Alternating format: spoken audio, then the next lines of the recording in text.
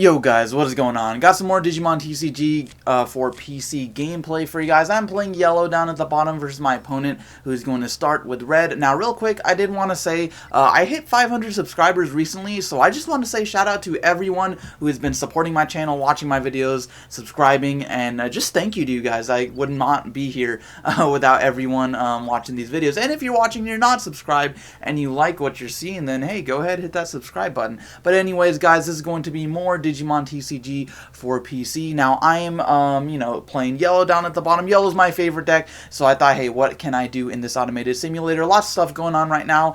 You can see I am resolving TK at the moment, where I can check my security, which is super cool, and then add any one of those cards to my hand and then get recovery +1. Now my opponent did beforehand, he played that WarGreymon. There's actually a little blocker icon on the Digimon itself, so even if you don't like hover over it to check what the card does, you can actually just tell it's a blocker.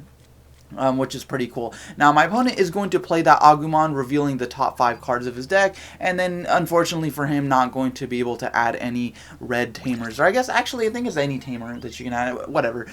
So I'm going to bring out that Unimon, and I'm going to start the turn with 3 memory. Lots of stuff I could do here. My best bet maybe is to go straight for Seraphimon. I am playing the starter deck Seraphimon, in addition to the BT1 Seraphimon, the one that gives you recovery +1. I do like this one because I am there's not, like, in this format, there's not too many DP reduction cards, at least, like, pre-Shine Greymon and like, all those cards. So I think the starter deck Seraphimon's, like, pretty decent for what he is. And anyways, pairing it with Labramon, I think it's pretty decent. So, anyways, my opponent is going to attack. Now that Greymon does actually have security attack +1, which is kind of scary, but he does die to the /Angemon. He's also going to attack with the Agumon that he played the previous turn, leaving me with 3 security. And he does still have a blocker. Now, my opponent actually just passed. So if you do pass in the Digimon trading card game, your opponent starts the turn with 3 memory, regardless of how much you had before you passed. So I'm going to Digivolve that Tokomon into the Patamon there. I do have Seraphimon, so I could go ahead and attack. Unfortunately, Seraphimon's attack is only a -4,000, not a -6, so I can't kill the Quadramon there. But I'm going to attack. My opponent didn't block, and there's a nice little notification to tell you that I ran into the Greymon in security, but it is much weaker than my Seraphimon, so nothing is going to happen. Then I'm going to hard play the Salamon for 2 memory, leaving my opponent with 1 because he doesn't have a tamer, so I do want to give him as little as possible. Now he's going to Digivolve into Agumon. That is the promo Agumon. Finally going to be able to take advantage of his raising area there, and then he's going to Terra Force my Seraphimon. Definitely a good play. Don't want to leave Seraphimon on the field too long. However, because of that, I do have 7 memory. Now, unfortunately, I don't actually have any ultimates, right? I do have another Seraphimon in hand, so I could potentially go for, like, another play. However, I don't have, like, any. You saw 2 Sirenmons in my grave. I don't have anything I can go into level 5-wise, but I could start Digivolving and hopefully try to draw into something. Now, I Digivolve into Unimon, got double blockers on the field, and I drew into the Seraphimon there.